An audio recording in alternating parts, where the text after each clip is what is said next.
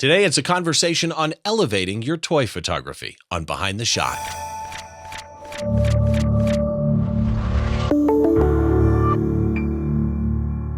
Hi, welcome to Behind the Shot. I'm Steve Brazill and got a great show lined up for you today. As always, the show notes for this show and every show that I do are available at the website. It's behindtheshot.tv. Just head on over there, find the show you're looking for. I write a little bit about my guest. I've got a sample gallery of their work, and any links that we mention are also there. If you're watching on YouTube, right down below the like and subscribe buttons in the description, I've got all the links and everything. It's not the full blog post because there are some limits to YouTube. But again, you can head down there and find anything that we talk about link-wise. It makes it a little easier for you to follow along. If you want to see the photo, if you're listening to this as an audio-only podcast, that's okay. The podcast is available wherever you get your podcasts in audio-only or video format if your app of choice, podcast app of choice supports video. But if you are listening to the audio-only version, head to the website. You can see the photograph that we're talking about there as well. So that brings us to my guest today. I'd like to welcome to the show Jesse Feyereisen. Jesse, how are you? Good. Thanks for having me, Steve. It's good to finally be on here and talk photography with you. Yeah, so the way you and I met is interesting and ends out that we have some things in common. We are both Platypod people, Platypod pros. If you go to the Platypod website and you look under Platypod pros, we're both there. You use the products probably a little bit more than I do in my concert photography, but I love the products. Sure. And the way we met still kind of is interesting to me. So I went on Twitter venting one day. Nobody knows why, but I did, because I just had a couple of times where I had some difficulty scheduling guests. And one of the hard parts of doing a podcast is I need a guest. And I always appreciate when everybody comes on, but some days it's really, really hard to meet the schedules that I need to release shows. And you answered back and said, dude, I'd love to be on your show anytime you want. Now, a lot of times that happens and I kind of know, thank you very much, whatever. But two things about you saying it is I already knew of your work. You're a great photographer. Thank you. And you have that kind of Platypod connection. So I already knew that you were a pro from that point of view, although somebody doesn't have to be a professional, literally, quote unquote, to be on the show.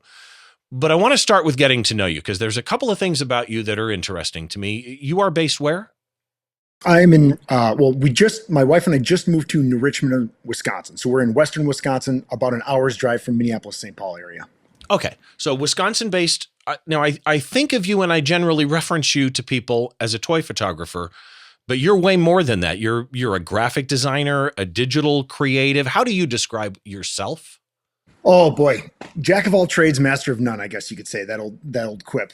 I am, I do photography mostly as a hobby, honestly. By day, I'm a graphic designer and video editor, content producer for a software company.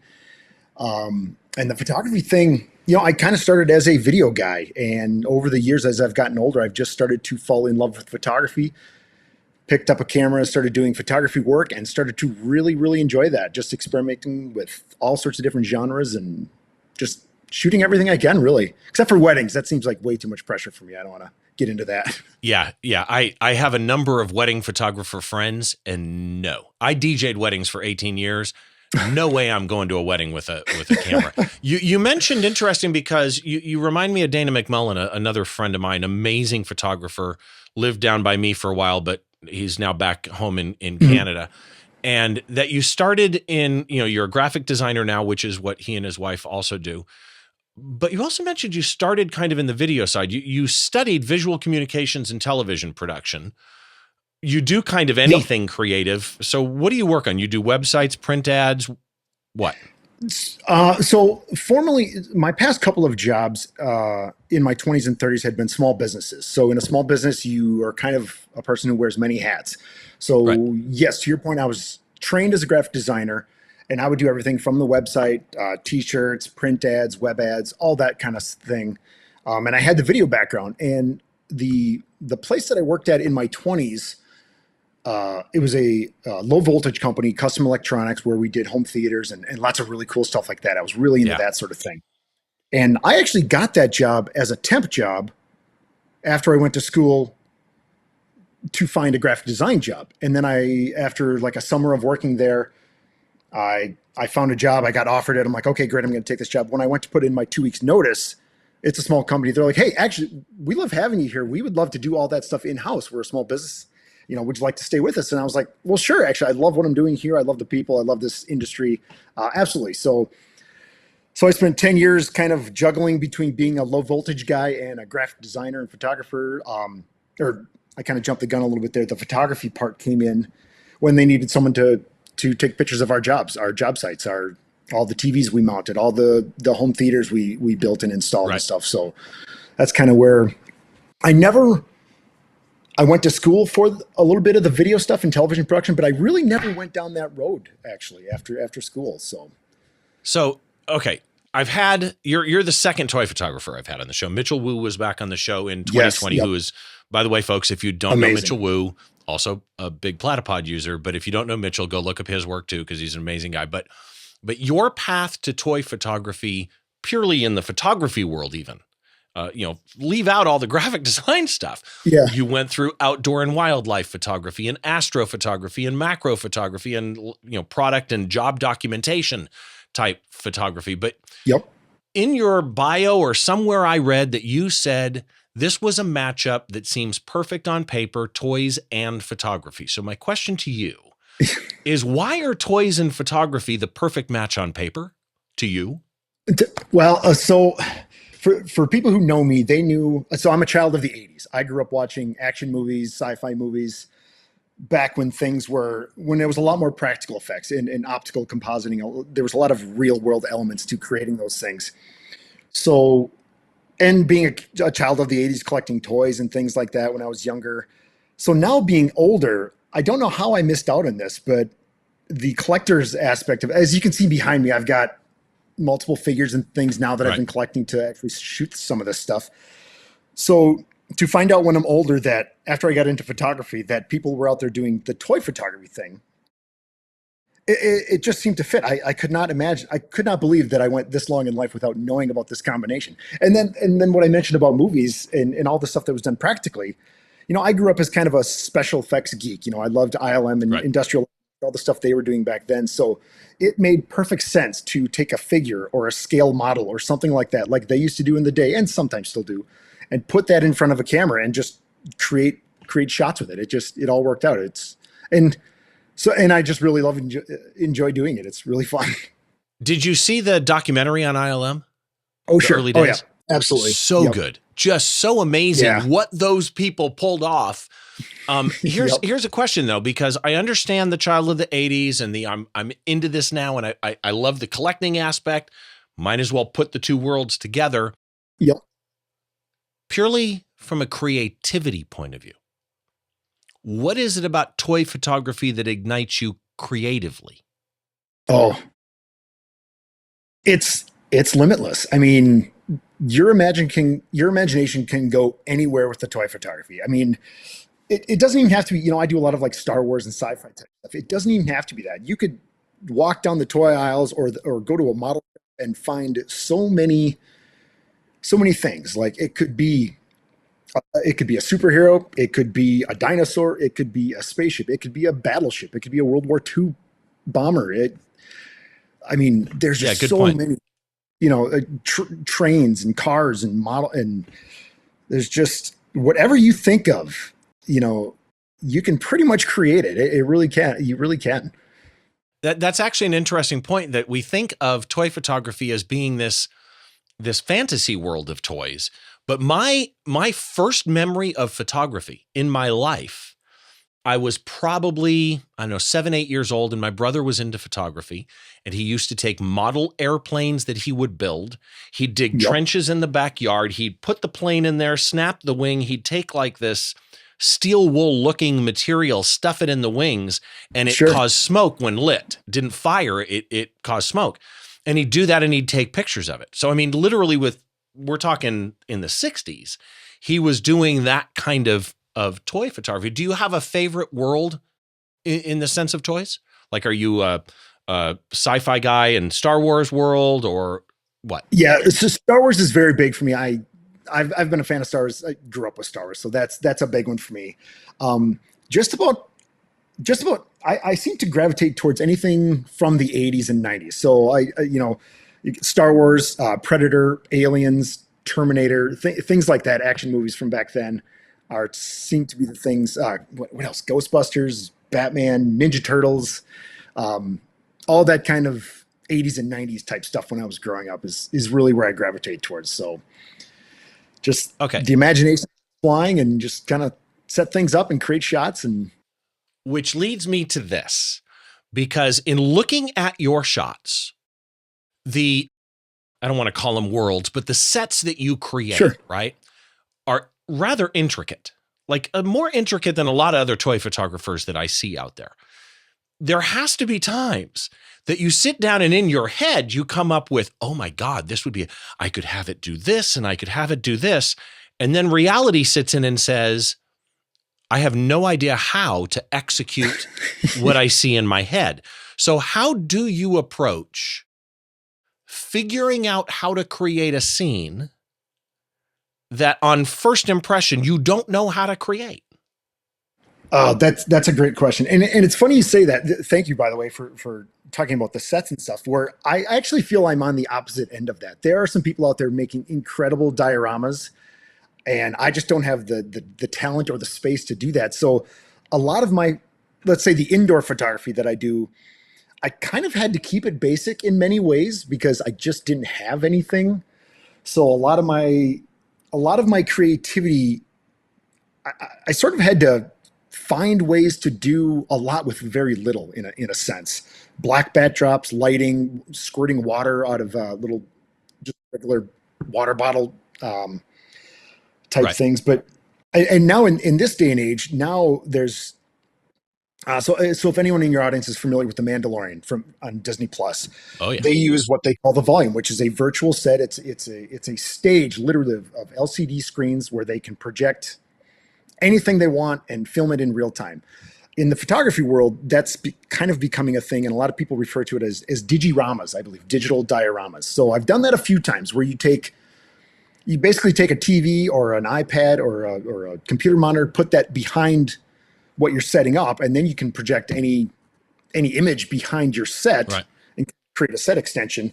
I just did funny enough, at the time of this recording, it was close to WrestleMania. So I just did a shot of a wrestling image where my wife and I are kind of wrestling geeks. We went to Monday Night Raw about it. Oh, it was last fall. And as I'm there shooting shots with my phone of the action, I also turned around and shot a couple shots of the crowd. So then I took that crowd shot, put it behind a ring, a little diorama of the ring and a character, so it kind of created that virtual background and set extension, if you will. And so yeah, that's always quite a challenge to have an idea in your mind, and then how do you execute it? How do you pull it off? So I don't know if that really answered your question, Steve. But. No, it totally does. And actually, the digirama idea, I just read an article on yesterday. It just came up in my newsfeed, and it's funny. One of the arenas that I shoot at, Toyota Arena here in Southern California, I do some of their house photography, and they had AEW. Wrestling. And so I got to go photograph that with credentials, and it was awesome because I'm not normally a wrestling guy, but gosh, it was so fun to shoot. So you have, before we get into today's image and kind of break that down, there's something I read about you that I found interesting. I'm not sure I understand how the origins of this or how this came about. There is a book done for charity called Stop Wars instead of Star Wars. Yes. Stop Wars. It's a collection of photos produced by over 50 different toy photographers from across the globe. I don't believe it's your project, but you're in this project. It's available on Amazon, by the way, folks. If you want to go look it up, I've got links in the show notes. Tell me a little bit about that book. Yeah. So that book, and you're right. It's not my project, and forgive me, I am blanking. Who reached out to me? I am so sorry. Oh, I'm blanking. Anyway, so the way that came about for me is that the toy photography community online is actually one of the greatest online communities. When you think of the world of online communities and the people you might run into, the toy photography one is incredibly supportive, enthusiastic. Everyone's helping each other out. Everyone's pushing each other to do better. It's a great community. And someone reached out to me actually and asked if I wanted to be a part of it. And of course, instantly I'm like, yeah, what do I have to do? So about 50 of us, as you mentioned, we all sort of donated, I guess, if you will, some photography of stuff that we've done. And they put together a book, and 100% of the charities go to, oh shoot, I'm forgetting. It's all going to help the war in Ukraine. So oh man, I should have prepped for this. Again, the link is going to be in the show notes. So folks, you can always click perfect. the link and go read up on the book. But interesting idea that even the title I kind of dig. So let's get into today's shot. Before we do, absolutely, just a quick reminder for everybody. This show is available wherever you get your podcasts. I did this a little while ago. I'm going to tell you again, audio, video only, YouTube, whatever you want to do. If you're on YouTube, head down below the like and subscribe buttons, and you will find all the links that we talk about there. Of course, hit those on the way down. Make sure you hit the bell if you're going to subscribe there. And if you're looking as a podcast, please, if you would, drop a star rating, drop a review. It's much appreciated. Pam Stukenberg, who I follow, and she follows me on Instagram, just left both a review on the audio only and the video feeds on Apple Podcasts. So thank you very, very much for doing that, Pam. I much appreciate it. So for today's image, this is an image that when Jesse and I were kind of going back and forth and deciding what image to pick, this particular image jumped out at me really quickly. And Jesse, you'll understand why, because you made this amazing Star Wars image. And you mentioned Mandalorian. This relates to Mandalorian. As far as I know, you call this Grogu Rock Lift, correct? That's the title of the file. I haven't actually come up with a name for the image yet because as of this recording, I haven't released it. So usually when I release images, I kind of come up with a little theme for it, but I haven't officially titled it. But yeah, we can certainly call it Grogu Rock Lift for now. So I've got so much to talk about on this image, and there's something kind of interesting in it that we will touch on that relates to when this show will be released, because we are recording this at a point where we cannot release this show because of a new product that you used in it. Let's deal with the technical stuff first. Sure. You're a Canon shooter, correct? Yep. Okay. This was shot on, as far as EXIF data is concerned, a Canon EOS R. Correct. And what lens did you use for this? This one was shot on the new the Canon 70-200 f2.8. Okay, the RF lens then. Yes. EXIF data shows it at 92 millimeters. White balance was manual. That's interesting. Do you normally set a manual white balance? If I'm shooting with flash, I usually typically set it to flash. So this might have been an accident where I had it on manual as opposed to the flash setting. But it was probably manual, probably around 5,600, 5,800, somewhere in that ballpark, I would guess. Okay, so you do sometimes set a direct Kelvin then? Sometimes, not very often. Usually it's flash or sunlight or cloudy or. Okay, shutter speed it shows at 1/25th, 1/125th, aperture at f4, ISO at 100. So let's start there. Sure. When you're, and I've got some behind the scenes shots that I'll show folks, so you'll better understand how this was assembled here in just a minute. But I just want to talk about the technical stuff, because even though these are toys that are effectively not moving, what made you choose an aperture of f4? The 100 ISO makes total sense. Yep. You know, an aperture of f4 and 1/25th for your range of exposure. So the 1/25th for me, that's usually. So I'm a Kelby 1 member. I'm sure a lot of the audience knows who Scott Kelby and Kelby 1 is here. Oh yeah. And a lot of my photography training kind of came from Kelby 1. So Scott Kelby has sort of his recipe for starting with flash, and I've really adopted it where I typically start whenever I'm doing flash photography, in like a studio type indoor situation. I usually start at f5.6, ISO 100, and a shutter speed of 1/125th. So that's where the 1/125th comes from in this instance. Once I get those settings, I take a shot without the flash, and I make sure I have a black screen. I just want a blank canvas so I know where all the light's coming from, basically. So that's the 1/125th portion. ISO, obviously, because I just wanted a nice clean image. And then the f4 portion came into play because I think I wanted a shallower depth of field. Oh yeah, you can see the image. The rocks in the foreground, I wanted to kind of defocus. So you see them, but you're not really focused on them. Right. So it was really about creating a slightly shallower depth of field, but not going like all the way to 2.8 to get it too shallow. Um, so Well, that's where the four kind of comes into play. okay, and you mentioned Kelby One. I should say, I rarely mention this on the show, but if you have not been to the website behindtheshot.tv, I actually have discount codes on the website. There's a link in the top menu, discount codes, and I've got a discount code for Kelby One. These are not affiliate codes, by the way. I've got lensrentals.com up there and Platypod on there and Kelby One on there, and there's some other ones as well. Flern, Creative Live, I think I've still got on there. These are just companies that gave me codes to give out to viewers and listeners. I don't make anything on them. They're not affiliate codes. Nothing benefits me if you use these, only you. And again, there is a Kelby One discount code in there as well. So before you describe the making of this shot, for those of you on the audio feed, I want to kind of try and describe this. And I'm going to start here because rarely do I really get super detailed on the crop in my description, but this is a very wide pano shot and it makes the shot. This is a ratio. I took it in and I measured it. This is a ratio of 20 to 10. Okay. So 2-to-1 ratio, basically. And, it helps you understand the world that you are in. Again, this is Star Wars based, right? You're at ground level from your camera point of view. You're not up high. Your camera is like somebody laying on the ground and you're on some Star Wars galaxy type planet. At the bottom of this shot, you see just a sliver of sandy ground of the planet at the very bottom. There are 2 large boulders that are frame left, one in front of the other one, and there are 3 boulders frame right. One of them is blurry and very close to you, and then 2 of them are not blurry and in the back, so that's where that F4 is coming in. And you've got small rocks flying around the frame as though they're just floating from the force. There's no motion in them. It's not like they exploded up. They're just floating in center frame.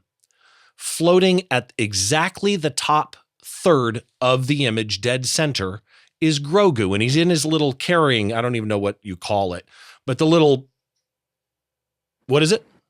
I think they call it a pram, P-R-A-M. Okay, so he's floating in his little pram. It's open. He's sitting up. He's looking at you, and his left hand is reached out, right? And as though he's lifting all of these rocks up, like he's using the force to make these rocks come up. And the lighting here is key. We'll get into the lighting in a minute, but it's a very, very, very blown out bright backlight. And yet, not so much that you lose from the wraparound light. There's light from the front too. You can see catch lights in Grogu's eyes perfectly as though it's a portrait, but that backlight wraps around his, holder and wraps around him a little bit and kind of brightens the rocks on the ground. This is a scene right out of Mandalorian. Did I miss anything? No, you're right on. You hit on many key points, actually. In fact, like the genesis of this image really came from that little hand that you spoke about sticking out, because this particular Grogu figure, so it's a 6 scale figure, which means, if you had a 6-foot person, this figure would be 1 foot tall, about 12 inches. So this little 6th scale Grogu he's got to be like 2 inches tall or something. But he's really? That's actually bigger than I would have pictured even. Yeah, I believe I got him back there somewhere. Yeah, he's about 2 inches or maybe 1.5 inches or so. But yeah, so he's a static figure. His head does rotate, but that one arm is static out. So that's actually where the original idea for this photo came from, was just kind of thinking of photo ideas and looking at the different figures. And I saw that, okay, that looks like he's using the force to do something. So that idea kind of brewed in my head for a while. And then I don't know if anyone's, I won't spoil anything, but there's the Obi-Wan Kenobi show also now on Disney Plus. There's a shot in that show that I won't really say too much about that is kind of similar to this, but it's darker. So I decided this originally was just going to be like a daylight desert shot, But when I saw the dark version, I'm like, oh, I want to do the inverse of that. I want to do a heavenly, bright style image of that. So that's, yeah, to your point, Steve, the hand is kind of the genesis of where the idea of this shot came from, really. You know what's funny is I watch Mandalorian, and this was shot well before this episode, and this isn't spoiling anything, but there is a scene in one of the most recent episodes where Grogu is lifting and moving what appear to be rocks at the time. And you're right. It was so weird because they did that, but this was shot before that scene. Yeah. So that was fascinating to me, the way that tied in. I want to talk about how you made this a little bit. And sure. While you kind of describe your setup, I will pull up some shots, some behind the scenes shots to kind of show people. But before people see anything from the behind the scenes, I want to literally just hear it without a visual. Explain how you created this. Like the technical side of it, like the set. Yeah, what did you do to get this to work? So let's see, the set. So the set was originally created. I do a lot of my indoor photography just on a tabletop in the middle of a room, a loft. And I started off, I laid down a V flat because I didn't think I was going to do the sand at the time. And I knew it was going to be a bright white image. So I wanted the V flat on the bottom on the desktop. The desktop is like an unfinished wood kind of color. So I didn't want a tan, warm color kind of interfering with things. So I put the V flat down first. And then after kind of setting some rocks around it, I'm like, you know what, maybe I should do some sand. So I took, it's called kinetic sand, I believe. And it's the weirdest thing. It's like this weird mix between Play-Doh and sand. It's just a really interesting thing. You can find it on Amazon. So I laid down the sand, kind of patted it all down as much as I could. And then I took some rocks that I think some were from the backyard. Some you know what? These rocks actually did come from a pet store, I believe, from kind of the aquarium section from a local pet shop. Yes, that's what it was. The rocks on the ground were from the pet shop. The rocks in the air were the ones that I grabbed from kind of the backyard here.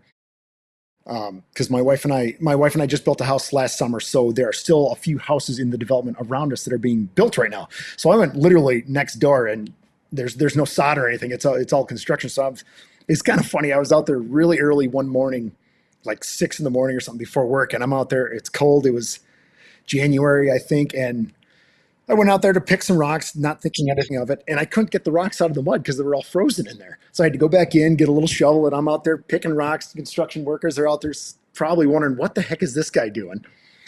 So I got some rocks, kind of washed them off, cleaned them up, and then, let's see. Yeah, so as you can see in the picture, I've got, as Steve had mentioned, I have a lot of Platypod products around the house. So I took a Platypod, and I took a Platypod and a Platyball, and then mounted the new Platypod handle on top of that. So now I've got this extension rod sticking up, and out of the Platypod handle, I've got a whole bunch of goosenecks. And I'm basically created sort of like a stage type netting above the figure. And then those are the goosenecks? Those are goosenecks. That is a web that of make your truss work to hang stuff from? Those are goosenecks? Oh my God, they almost held up by themselves, to be honest with you. Yeah, but I had to, you'll see a second Platypod on the left side there that ultimately I had to kind of reinforce the structure. And then there's the mini super clamp is holding them together. So yeah, it is this web of goosenecks up there. Probably, maybe 6 of them up there, I think, if I remember right. Oh, maybe more than that, maybe 8. But so now I've got this webbing of goosenecks above the seam. And then one weekend, my sister-in-law came over, and I recruited my wife and my sister-in-law. Hey, you guys want to tie some rocks up? And they're like, what? Sure, why not? So there we are at the kitchen table one Saturday afternoon for about an hour, and we are manually using fishing string, and we are tying little knots around little pebbles, just making a whole army of them. I think there was 32. I didn't use 32 in the shop, but I think that was about what we tied up. So I took all those rocks tied with string, and then I basically one at a time, you can barely see it there. There's little white, like sticky tack, thumbtack type stuff. So I would take each rock one at a time and just kind of adjust about the height I needed. And then I would use the sticky tack to kind of I would wrap the string around the gooseneck and kind of seal it up with sticky tack and just check the camera. Okay, see how it's framed up. Look at it. Go back. Question. I apologize. Yeah. I got to ask this. No. So in my head, for those of you watching the video, you can see there are, wires or strings hanging down, suspending each of the flying rocks. That is, first of all, what is that material? It's fishing line. Fishing line. Okay. Yep. And it's hanging down. In my head, I pictured you drilling a hole through rocks or something and tying it, but you literally just tied it around the rock? Yep. They're little pebbles about the size of, maybe between a dime and a quarter in circumference. And it is kind of hard to see in the picture, but if you were to zoom in, you could kind of see. I mean, yeah, they're literally just tied around. Wow. Yeah, I didn't see that one coming. For some reason, I thought it would go through it. There's a great overhead here, though. I'm so glad that you take behind the scenes shots, because here is a great shot of the Platypod that you have clamped to the V-flat. And then you have the Platyball, and then you have the new handle. We should probably mention the handle to people, because the reason we're recording this at the beginning of April, but it won't run until May, because the product is not official yet. You're using a unofficial, beta testing, unofficial release yet. It's a prototype, basically. I mean, it's a finished product. I have one here, actually, just so that everybody can kind of see it. This is the Platypod handle right here. And it's actually a very, very interesting kind of device. As you can see here, or you may not be able to, let me grab my pen here. As you can kind of see here, this is the handle that I'm circling. And it's basically like a tripod extension, which are on the market already, the tripod extensions. But I got to say, for my teleprompter that's sitting in front of me, I used to use a tripod extension. I could never find one that I liked. This answers every question that I ever had. It is extendable. The two parts of the base that the tube goes in, you can unscrew and make shorter. It's got quarter 20s all over the place for mounting stuff to it. It's rock solid. It's metal. It feels really solid in your hand, not intended to be a commercial, but really, honestly, I don't know if you can see it in this picture, but all around the top are quarter 20s. And again, it comes apart at the middle so that you can make it half of what it is. Really, really well thought out product. And you can see it here. You can see just the top half. That's how far he's got it extended right there. And it mounts on any ball head. You can put a mounting plate at the bottom, an Arca Swiss plate, or in fact, the base of it, you don't need to put an Arca Swiss plate on it. The base of this thing is Arca Swiss compatible, which is brilliant. So he put it in the ball head, which in this case is a Platyball, but it could be any ball head. And you don't need a plate on it, or you can screw it straight to a Platypod. It's actually a really, really cool idea. So to the people at Platypod, great job on this. They announced this from when I released this show. They announced this on Scott Kelby's The Grid a week or two before this show will go live. So with that in mind, there's one question looking at this image, this final image, that immediately I had when I saw the behind the scenes shots that you made. When I looked at these behind the scenes shots and went, wait a minute, he actually suspended, let me find the right behind the scenes shot. There we go. He actually suspended all the little rocks. There are so many people that would have done this as a composite. They would have taken a photo of a rock, they would have gone into Lightroom, and they would have stretched it or done whatever and composited this. You built a freaking world. So I had the tools in front of me. I figured, why not? Well, that's my question is, why do you want all of your shots? I've seen a lot of your behind the scenes stuff because you take them a lot. Why do you choose to do so much in camera as opposed to more complex composites in post? It kind of goes back to what I was saying about old movies in the 80s and stuff. I just love the practicality of it. I mean, I certainly use Photoshop. I mean, there's Photoshop in this image. I won't lie. I use it quite often. You have your two camps. You have your people who love to get it all in camera, and you have people who love it all digitally. And I'm kind of in the middle there, where I love shooting practical elements and then enhancing them and doing things with Photoshop. So yeah, I don't know. It just, maybe it was the challenge of it. It just sort of, it wouldn't be, I don't know. Maybe it was just the challenge. And speaking of Photoshop, and I did blur. I put a little bit of motion blur on the rocks. It may be hard to see on this feed, but so there is a little bit of blur, like they're lifting up on some of them. Yeah. My favorite part on that is with the little bit of blur and it's up, there's also that bright light hits all the rocks. Like that's where, to me, so before I do this show, every shot I'm going to do on a show, I take the time to sit back and go, okay, what questions do I have on this shot? And, what do I see that could have been done differently, or, maybe would have caused the shot to quote unquote work a different way, right? And on this particular shot, one of the things that works for me is the super bright light under Grogu and above the ground, the way that it casts the rocks on the ground, the way that it wraps around Grogu and the rocks that are floating makes it. And all of that kind of comes into this compositional style you've got, where this is a centered image, which is balanced by being the 2-to-1 ratio.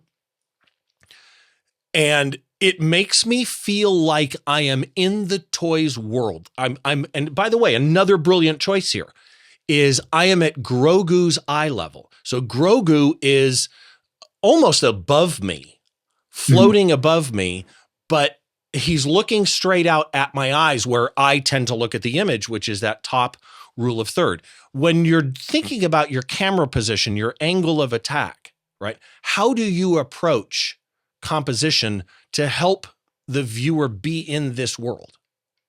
Does that make sense? Absolutely. Yeah. You nailed it on the head, Steve. Pretty much all of my toy photography, one of my general rules of thumb is to always shoot at eye level for the toy, eye level or below, looking up at the toy. That is just kind of one of the basic rules of thumb that really helps sell these things and make them look larger than life way. Yeah, unless I have a creative reason for it, I rarely ever shoot above the toy. It's always put the center of the lens with the eye or down. Going back to your Kelby, Kelby One membership, Kelby would always say you photograph kids or pets or toys at eye level. And to me, that's what makes the super connection. I don't know what word I'm looking for. Sure. Super connection that I have with Grogu here, and which then brings you, of course, into the lighting. I want to know how you lit this, because here's another behind the scenes shot that I really, really like. This behind the scenes shot, because I see a softbox. I see your camera with the trigger with the 70-200 on your, by the way, the wood on top of that workbench is gorgeous. Oh, thank you. It's just a cheap Amazon desk I found on Amazon. Really? I have several of them now because I really like it. Yeah, I have a couple of them around me now because they're super easy to put together. They're pretty portable, and you can, as you can see, I've put two of them together there in the middle of my room to kind of make a big table. God, the wood looks amazing. But then you can see the V flat, and you can see the world built with the light in behind it. So, and you've got, again, let me bring the image back up here just a second. You can see catch lights in Grogu's eyes, which is what you need in a portrait. So it's if all else fails, this is a portrait that works. Explain your lighting to me. Yeah, and before I go in, well, to transition to that, another thing about the toy photography about being at eye level is, another thing I often tell other toy photographers who ask me questions is, when I'm creating this shot, I am actually thinking about it not as a toy photo, as a portrait. So then I think back to Kelby One and other things. So I think of the rules of portrait photography as I'm doing this. So to get to the lighting, then in this instance, I've got two round soft boxes. I believe the back one is, I think, a 36 or maybe a 42. So it's backlight. So I would basically start with, and I think in there is a Godox 8200 in there.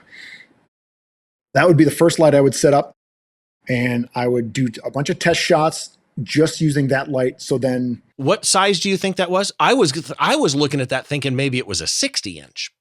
Oh gosh, no. That might be a wide angle lens on my phone that might be stretching it a little bit more. I believe it's probably my biggest one is a 42 inch, I think. Okay. Which So would, it okay. might, And looking at it with that desk is probably close to 4 feet. So that's probably sure, that. sure. Okay. So Yep. go ahead. I apologize. Oh, no worries, no worries. So yeah, so basically I set that up because I did want to just blow out the back. I didn't want to see any horizon or clouds or anything, just a nice heavenly kind of white light. So I would start with just that light and I would set up everything, start taking a test shot, and at this point I just want to see the silhouettes and how it lights the rocks and kind of around the edges of Grogu to give him kind of a backlight. And then once I get that set up, then I'll go to the second light that you see overhead. And that's probably a 24 inch or maybe a 36 inch softbox, if I remember right. And I'll kind of set that up kind of off to a 45-degree angle, maybe up at 45, starting there. And then that'll be my key light essentially. And so then I'll start test shots with that until I get Grogu and the scene, I should say, lit the way I want it, and that's also what provides the catch light in his little eyes. So that backlight though is interesting to me because again, when you look at the shot as a whole and that light coming through, the light does wrap around Grogu. It could very easily wrap too much. So or spill, I don't want to say incorrectly. It could spill in a way that was not what you wanted. How are you controlling the spill there? Are you just basically, because it didn't look like, looking at this behind the scenes shot again, it didn't look like you have any flags or anything up. So are you just literally using power? Yeah, that one was just power. And I will admit the finished shot that you had been sharing, that lighting, so Grogu is actually being held up by another platypod under the sand. And it's kind of interesting. So there's a little hole in the bottom. There you can see it. And there's an acrylic rod just like this one. I've actually got a couple of them here. So I took some acrylic rods that I found on Amazon and I took a tap and die set and gave one end the 1/4-20 threads. So then I took my platypod, screw the acrylic into the platypod, bury the platypod under the sand. So just the rod is sticking up holding Makes sense. Grogu.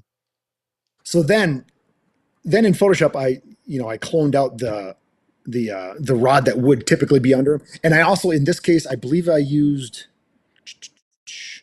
on-one effects to then enhance that light around kind of the base of him where was hiding the acrylic rod. So there's a little bit of enhanced lighting there in addition to the backlight from the softbox. Okay, let's go there then. What else would you have done? Because one of the things I noticed looking at the behind the scenes stuff is the rocks that are floating are more like what you pull in your backyard. They're brown. The bigger rocks are more like what you would have in an aquarium. They're gray. Okay. Yep. So let's talk about post a little bit. What would you have done to this to unify all of this together in post? So the unified, okay, well, a couple of things. As far as unification, I've been practicing really hard at getting better at color grading. That's, kind of the secret sauce on a lot of this. When you grab different elements, put together different lights, different color rocks, when you color grade things, or from what I'm learning at the time, in this instance, I started by warming up the highlights. That's what kind of gives everything a little bit of uniformity. And I often cool down the shadows. And now that I'm looking at this one, I may not have done that. I may have put a warmer tone in the shadows as well. But that's kind of a layer, the color grade is kind of a layer on top of all layers that then just brings everything together. And what is your normal post-processing workflow? You shoot a shot, you find the shot you want. Are you working in Lightroom first or only in Photoshop? Typically Lightroom first. Yeah, I like you said, so I'll do my shoot, come back with all the photos that I want, and I'll basically organize them and catalog them in Lightroom. So I have them all. And then I'll kind of go through a shot like this. I might have shot 30 to 50 pics, I suppose, variations of this with different lighting and stuff. Narrow that down to the final 3 or something, and then finally pick one. And then if it needs Photoshop, then I'll take it over to Photoshop and do whatever effects. And then I bring it back into Lightroom. And that's where I actually do my color grading more often than not, because I just kind of like Lightroom's color grading tools now better than. Oh, with the wheels, it's gotten way better. Yeah. Yeah. They used to have the split toning, I think they called it, Yeah. and now that they added the wheels, yeah, I just enjoy that. So oftentimes, if I can stay in Lightroom, I will. And Lightroom has gotten so much better with that new AI masking and all that stuff. You can really do a lot with that and have a good time with it. But like in this case, I had to remove. Surprisingly enough, with the backlight of the softbox, I didn't have to remove as many of the strings as I thought I would. I thought I was going to have to remove each and every one, but that backlight just washed out that clear fishing line. Really? But you had to clone it out on the little rocks, though, right? Exactly. Yep. On the rocks I had to, and there might have been a few on the edge that I had to clone out, but I was kind of surprised when I opened the image. I'm like, oh, great. I don't have to clone out all of those fishing lines. Well, the end result, seriously, yeah. I could see this. Literally, the first thing I thought of when I saw this could be the back card on a package where you buy a small Grogu for a kid. Oh, sure. Like this could easily be the imaging on packaging for Mandalorian. Really, really well done. So, thank you. Yeah, really, really well done. I want to switch gears with you. Sure. I want to jump into a speed round. Answer these as fast as you can with whatever pops into your head. What is your top toy photography tip? Ooh, let's see. We already did shoot from below the eye line. I know. Don't go crazy with your aperture in a shallow depth of field. For my images, I kind of like to balance that like hyper realistic kind of where it almost looks like at a glance like it could have been a shot from a show or a poster or a deleted scene or something. I know a lot of people, and I'm guilty of it myself. When I got my first like f2.8 lens or the old Canon Nifty 50 that was a 1.8, I would just crank it down to 2.8 or 1.8 all the time, the shallowest depth of field I could. But if you're going for that kind of realistic look, that shallow depth of field doesn't quite scale right. So you kind of have to back off on it a little bit. I shot this one at f4, and oftentimes I find myself backing off even more at like f8, f11 to make things, give them the illusion that they're larger than they really are. Now, like in like scale model photography, if I'm standing on a runway and I'm at an air show, let's say, and I take a picture of a plane, the plane is probably pretty close to, from the nose to the tail, it's probably pretty close to being in focus. You wouldn't really have a shallow depth of field on that. So the same thing goes with a model spaceship or something. Don't stop down too much that all you get is maybe the cockpit in focus. Kind of open that depth of field a little bit more, so you get more of a focus. You kind of give the illusion of scale, make things look larger than they really are. Yeah, makes sense. Our eyes don't see as shallow as 2.8. I mean, when you see a portrait and the eyes are in focus, but the tip of the nose and the ears are not, that's not how we see as humans. So if you want it realistic, makes sense. Biggest photo mistake you made or almost made? Ooh. Biggest photo mistake. Oh, shoot. Going too far with the edit.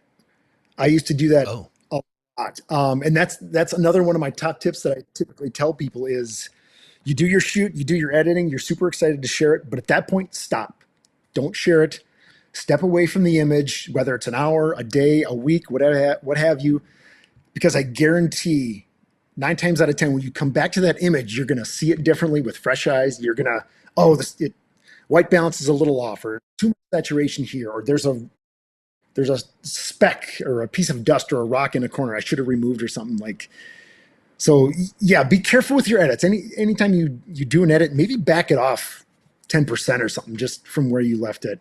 It's so easy to overcook an image, and all I tell people is whatever you thought you needed for clarity, it's probably half of that. So yeah, and what I usually do is when I make it to the end of my edits, whatever I'm going to turn into a client, I go back and I go through them all again, and a lot of times I go, wow, that doesn't have the pop that I thought it did. I need more highlight, or I need more whatever.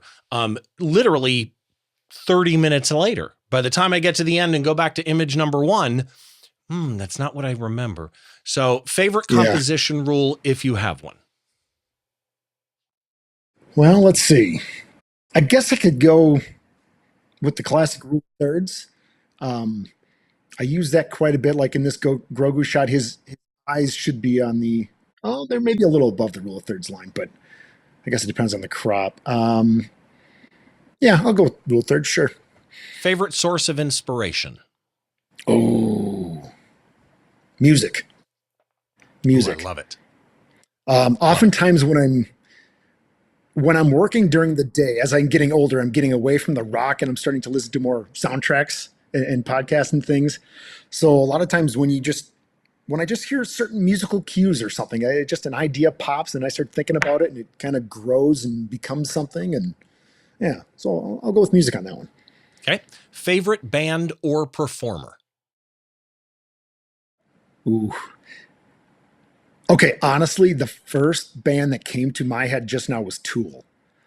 Good choice. And they're going to be down here in Coachella coming up on the Sunday night of the what's the festival? I just gave away tickets to it on the air yesterday. God, I don't know the name of the festival. Anyway, look it up. It's where Coachella is. It's not at Coachella, but it's where Coachella is. And Sure. they're, I think, the ones on the Sunday night with Metallica. Okay, favorite Metallica drink. was one of the other ones I would have said. I'm sorry? Favorite drink. Oh, favorite drink. I'm kind of a classic Jack and Coke guy. Nothing fancy. Oh, okay. I'm a big Jack fan, so that makes sense. Nice. Favorite movie or TV show? Well, we've kind of already discussed my love for Star Wars. What else could I? Oh, you know what? I'm going to say the great American classic Wayne's World. Oh, good pick. Is there any photographer out there? This is going to be the last question. Oh. Is there any photographer out there you think more people need to know about? Yes. I even took notes on this because I knew this was going to come. This was a hard question, actually, Steve. I didn't want to. There's a lot of. I encourage people, actually, not to get off topic, but your audience to look into toy photography because there's a lot of incredibly talented people that. Oh, yes. There's just some amazing. Scott Bourne started doing a great job at toy photography, and then Mitchell Wu, and yeah. Yep, exactly. The one I was going to say, I don't know him personally. He goes by the name of Harry, but his Instagram handle it's kind of tricky to say. It's like cinematographer, but it's cinema toygrapher, cinema toygrapher, _ cinema toygrapher. Yeah. Okay. Yeah. His work, I followed him for a long time, and he has the kind of shots. When I talk about doing cinematic shots myself, this guy just knocks it out of the park. His shots look straight out of a Marvel film, straight out of a Star Wars movie. His color grading is it's just so good. It looks so cinematic. It's beautiful work. I highly recommend looking him up.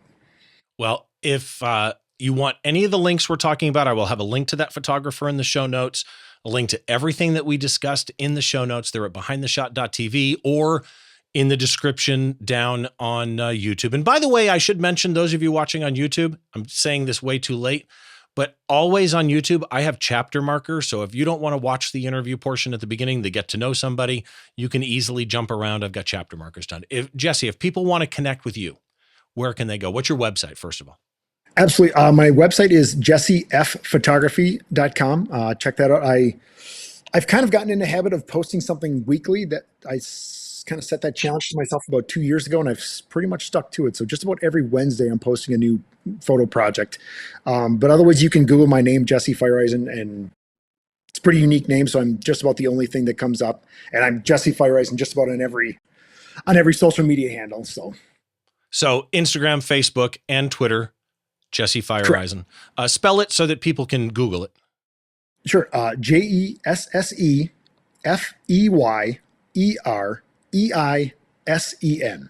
And we should say, if you want to go follow him on YouTube, Jesse Feyereisen photography on YouTube. Again, all the links are in the show notes. They're in the description on YouTube. Jesse, thank you so much for doing this. I'm so glad you reached out to me on Twitter because it just makes everything easier. I'm glad I did too. This was really fun, Steve. I love chatting photography, and I had a great time this afternoon. So real quick before we finish up, I just want everybody to know you can, again, find all the show notes behindtheshot.tv or on YouTube. And if you want to follow me, behindtheshot.tv, or my site is stevebrazill.com, like the country Brazil, but 2 L's. I'm not really on Facebook, but if you head on over to Instagram, Twitter, or Mastodon, because I've kind of moved a lot to Mastodon from Twitter recently for reasons that might be obvious. It's at Steve Brazill or at Behind the Shot TV. And I end every show with a whiskey pick because I am a whiskey fan. And a lot of the people that I know in photography are whiskey fans. And this time around, I've got one that I honestly think may be one of, if not the best value in bourbons. This is by a company called Barrel Craft Spirits. This is Barrel Vantage. And it is a blend of bourbons, like a lot of the barrel spirits are, finished in Mizunara French and toasted American oak.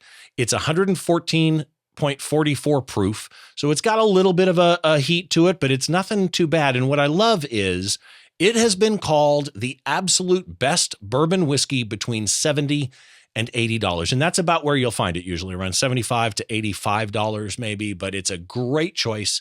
Hands down, one of my favorite whiskeys that's out there. Again, I got to say thank you to my guest, Jesse Feyereisen. Thank you so much for joining me for today. You can check out all the episodes at behindtheshot.tv, and make sure you join us next time as we try and get inside the mind of a great photographer by taking a closer look behind the shot.